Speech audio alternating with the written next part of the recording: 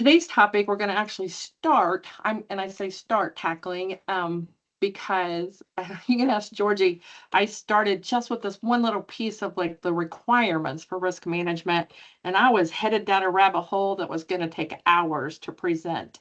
So I had to kind of back off. We're going to definitely break this up in segments for sure. I will end up with three different pieces that are kind of like overviews, some requirements, a review, and then some resources.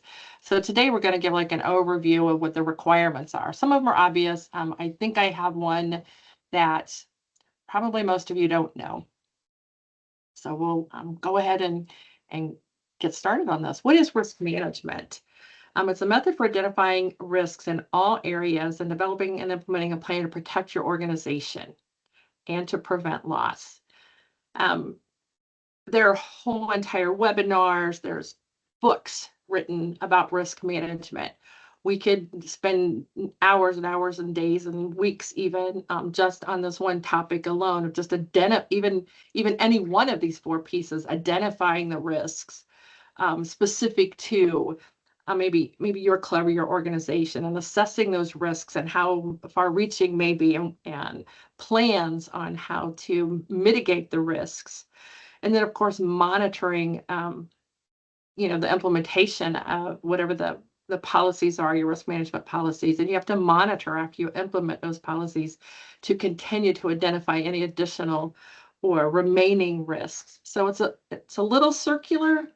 By the time you identify, assess, treat, and monitor, then while you're monitoring, you're still identifying additional risks that they still exist. So as much as this seems simple, it can be huge. We're going to try and work on this a little bit at a time. Today, what we're going to do, let's see here. Today, we're going to talk about the requirements. First question is, where do these requirements come from? Who requires that we have risk management policies and risk management like practices? Well, first of all, we should all want to do that anyway to protect our organizations. Nobody wants the loss or lawsuits or the loss that can be associated with any kind of risk. So we should all want to do it anyway. But however, the federal government has mandated some activities that fall under our risk management policies, and we all know what that is. That's all the safe sport business. That is actually federal law that we comply with that piece of education. The state of Indiana has some risk management activities or their laws that fall under things that we're required to do as an organization that provides services to children in the state of Indiana. So they have laws and rules about what we have to do. And then our national governing bodies, the U.S. Soccer Federation and U.S. Youth Soccer, they also have. Now, many of these coincide, or many of them are the same, and they overlap for sure. But each of them have a list of requirements that we're required as members. We're required to participate in. Indiana Soccer, of course, we have our risk management policies, which are in line with all of the governing bodies above us. And then, of course, your club. By the time you get to the club level, it is possible you could end up with a risk management policy on something specific that's unique to your club. Maybe your club owns a fleet of golf carts. Well, not everybody owns a fleet of golf carts. So a risk management policy and how you manage the risk that can be associated with owning or operating a fleet of golf carts would be unique to your club. So it'd be those kind of things too. This is we'll talk about the obvious stuff too, but this is the one that we really want to kind of hit on hard today. In our risk management policy, it's been there forever, but the most recent publication, last time it was updated, was in September of 2020. And when you get this document in a PDF format, when we get this posted, the link here to our risk management policy will work for you. It'll be live to the link. It's actually posted on our website now. But anyway, I just extracted this little blurb out of the current risk management policy, because I don't believe that many of our clubs know that every club is to designate a risk management director. We're going to find out in a few minutes. In addition to designating that person as a risk management director, that person is to be reported to Indiana Soccer, so we know who that person is. And then we follow up and work with that person to help them with any risk management challenges that they have during the year or the time that they serve. Obviously, a risk management director for your club has to go through all the risk management steps. We'll talk about that in a second. The number one, of course, being a background check. Okay. This risk management director has multiple responsibilities. We've actually got it spelled out in two different places. This right here comes from our risk management policy. Again, I just kind of cut and pasted it right out of there. And we also have some responsibilities, which they're very similar. It's almost like a shortened word version of this in our registration policy also, about what each club's risk management director is supposed to do, or what their responsibilities are. Obviously, to ensure that everyone is in line with their zero tolerance policy, and they read it, they understand it, they sign it. I think a lot of you, especially those organizations or clubs that use online registration, most of you have this language about zero tolerance policy against abuse in your online registration form. So clubs or parents or families are getting that information as they register players every year, which is spectacular. That's what should be happening. The risk management directors to make sure that when it says here, complete the disclosure form, that's to get the background check. That's what the disclosure form is. The disclosure form is actually the first three questions that asks the person who's submitting the background check, have they ever been arrested or convicted or whatever, those first few questions there where they get to like self-report anything that we need to know. That's what it means by the disclosure form. And then obviously during the year, if there are new people added, making sure the new people get their work done, etc., their risk management steps done. This person also carries a responsibility to report back with all the rules and the policies that go along with the Safe Sports Act. Also report back to their organization president, and then Indiana Soccer's RMA, which is our risk management administrator. By the way, what I didn't do here, this is 2.3. This is at the member organization level. 2.2 is the state organization level. Our state level, we also have we call it the MRA, which happens to be me at the moment. Dave Guthrie has appointed me to do that. I have Georgie working with me real close on this. She does a lot of the follow-up work and stuff. So anyway, we have, if you have a challenge in your club or a situation or an instance that requires activation of the reporting for the Safe Sports Act, then it goes, obviously your board president needs to know, and that is also to be reported to Indiana Soccer, and that can come through me for that.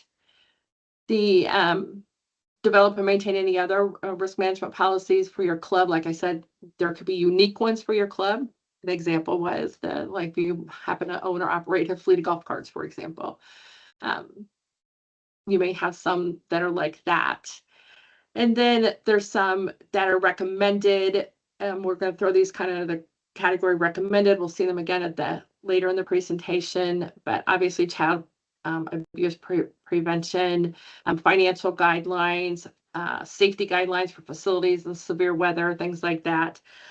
More safety guidelines, even as it pertains to traveling, and like when you send a team with a coach, traveling to an event, whatever, then there are some guidelines and things that should be included there. Our risk management document, Georgie, how many pages is it? It's several pages.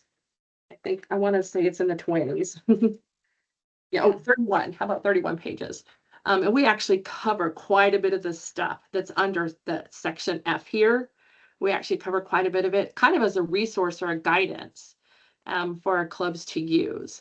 So it's definitely worth a read at a minimum for your risk management director for each club. It's definitely worth a read to see what all we have here. And then turning this into policies that are pertaining directly to your club. And we're happy to assist or help with that or interpretation and find resources, which we're going to talk about resources later on as we get more in depth or down the road here with this risk management topic. Like I said, I could talk here for hours and not even come close to scratching the surface of how big and wide this topic can be. And then the risk management director is also responsible to defend and protect any whistleblowers. And this really what this is pertaining to is people who would file the reports under the safe sport law. Okay, to make sure there's no retaliation, or anything like that against the whistleblowers. Seems like a crazy word to use, but that's the one that's used in all the official documents.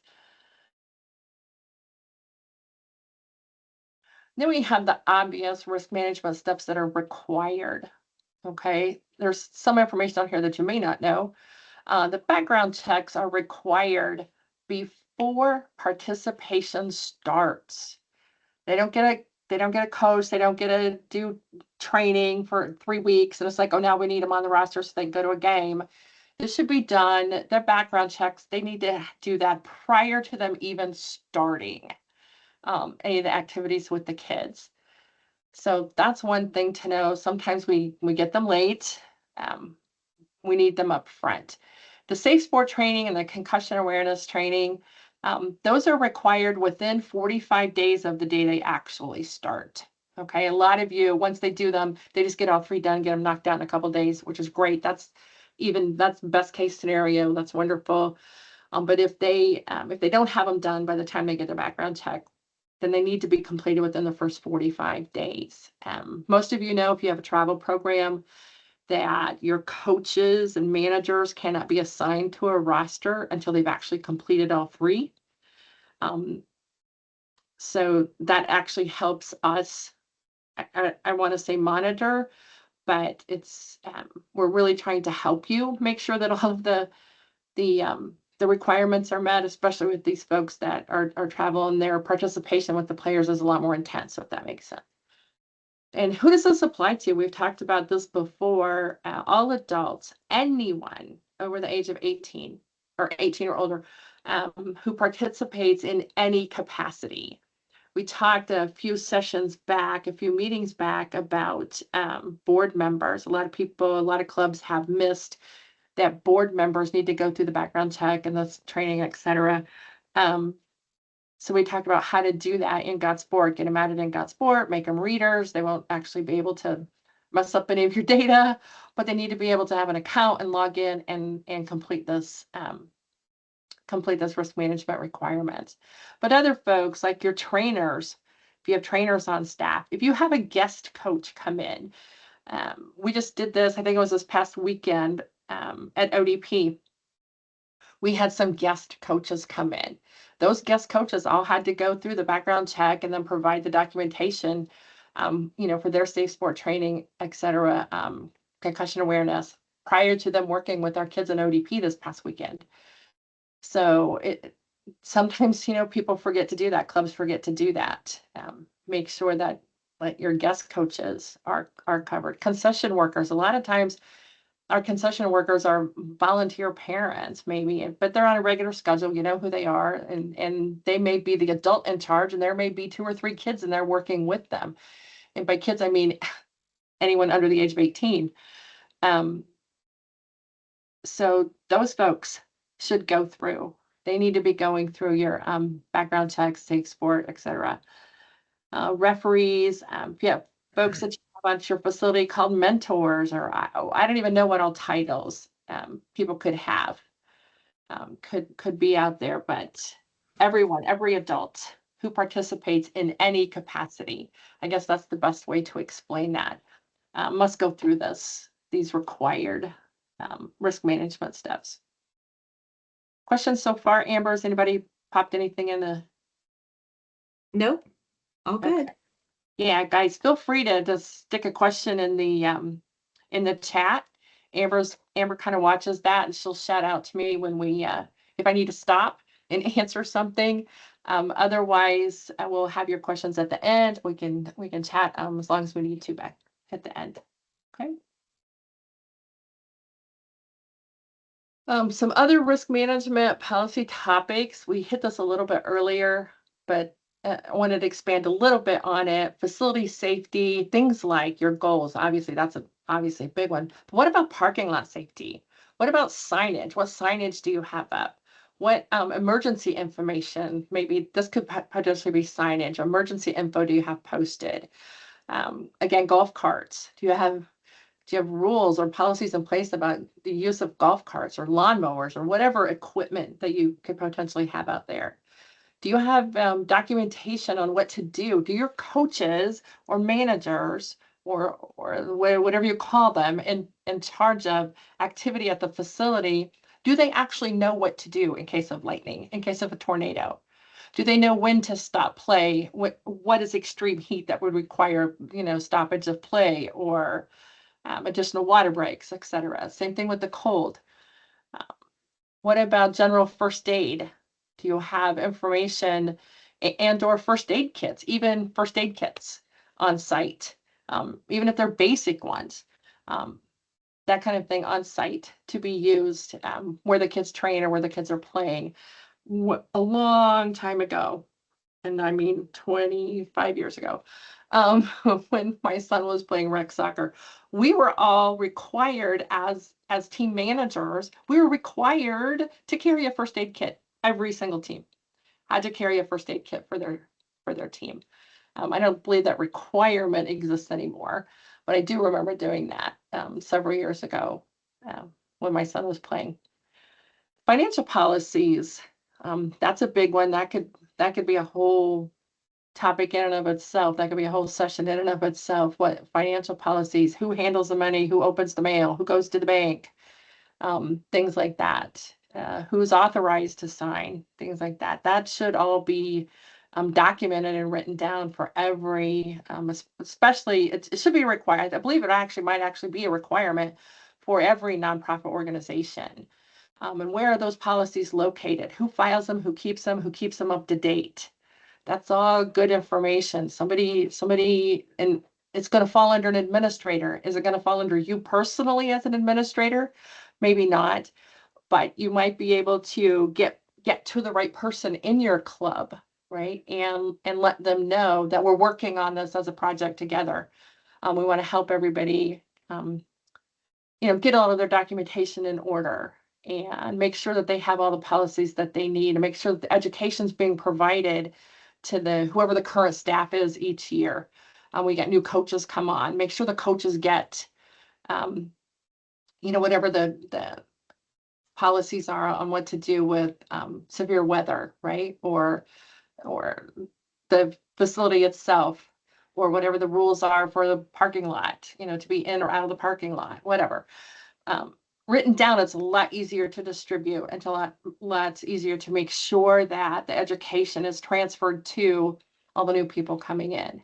Okay. It also can be some policies and information related to tournament attendance and tournament travel. I think it's a couple pages actually in our document that covers what should be acceptable or not acceptable for tournament attendance and travel. A lot of it, I will tell you, a lot of it falls under the Safe Sport Act now.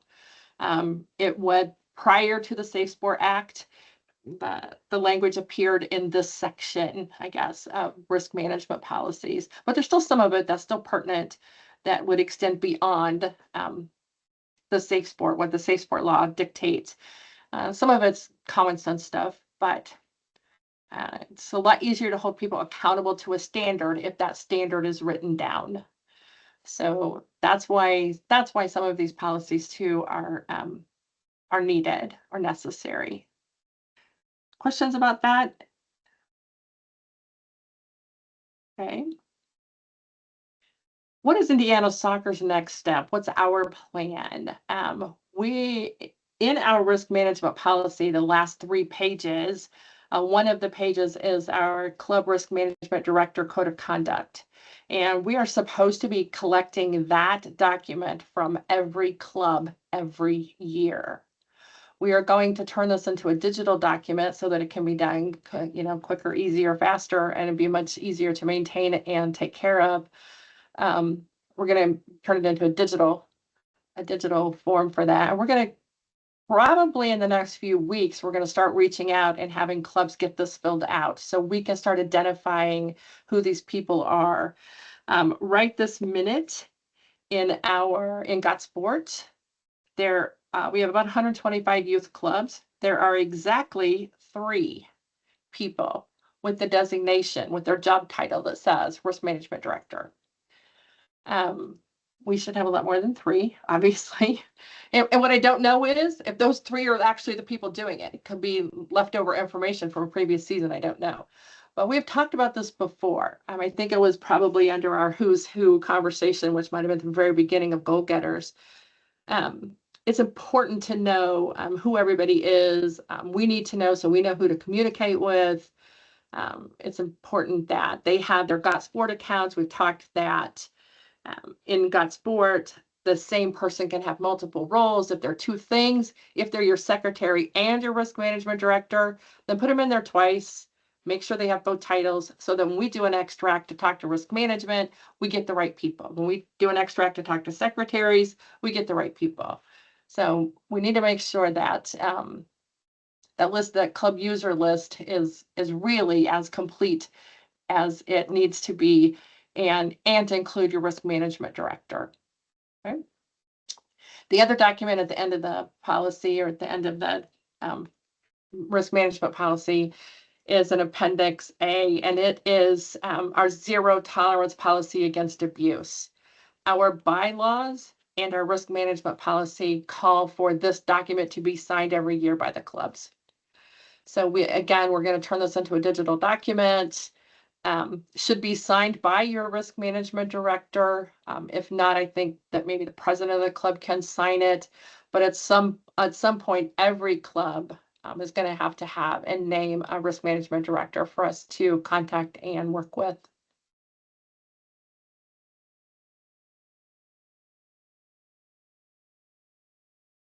As far as this risk management topic goes, like I said in the beginning, this could go on for days, actually, just about this one single topic. We've kind of broken it down. Today, we just sort of talked about the requirements. I believe that the introduction of what probably feels like a new topic or a new piece of it is the risk management director. I'm not sure how many clubs are even aware that they're supposed to be doing that.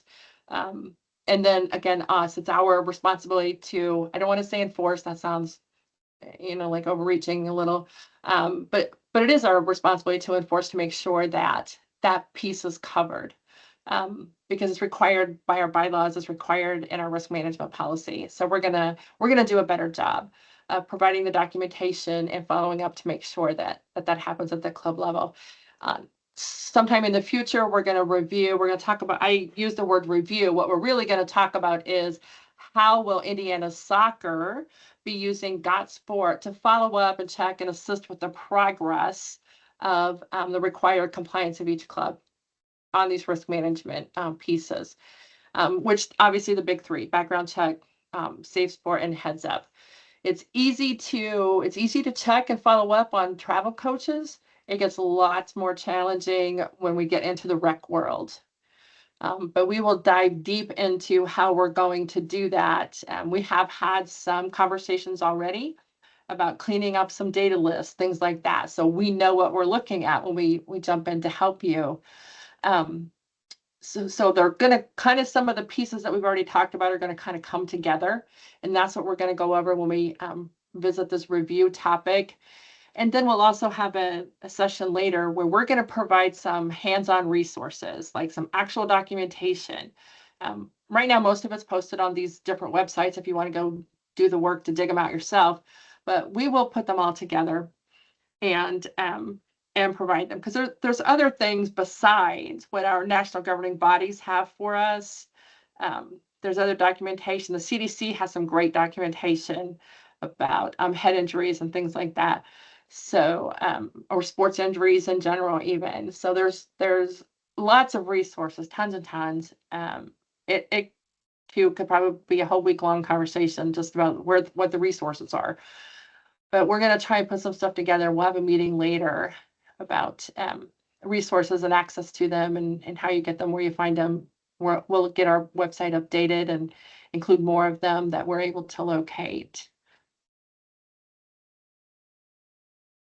We've talked about this risk management. By the time we get through all of our risk management conversations, we will have covered and or hit every single checkbox that's required for the risk management star in the 5-star club program. Okay, risk management is one of the 5 pillars or one of the 5 stars in that program. Quite honestly, every club should have that star, whether your goal is to be part of the 5-star program club or not. It's just good business practice to make sure that as much risk has been mitigated as possible. And that's part of our duty of care as nonprofit organizations. We're actually tasked with that to mitigate risk. So anyway, I just want to remind you that happy to have chat too. If you want to talk about the 5-star program, we do have some couple clubs right now actively working on their stars, which is great. We've got a handful of clubs that have already completed it. They've already been designated 5-star clubs, which is also great. I'm happy to work with anyone that wants to see the rest of the program, which we probably will at some point get into it, during our goal getters meetings. But at a minimum, I want you to know, be aware that going through this risk management, getting most of this risk management stuff in line will qualify most of you to actually get that star without any additional work. So be aware of that. If you have any questions about that, just shoot me an email. Happy to chat about that.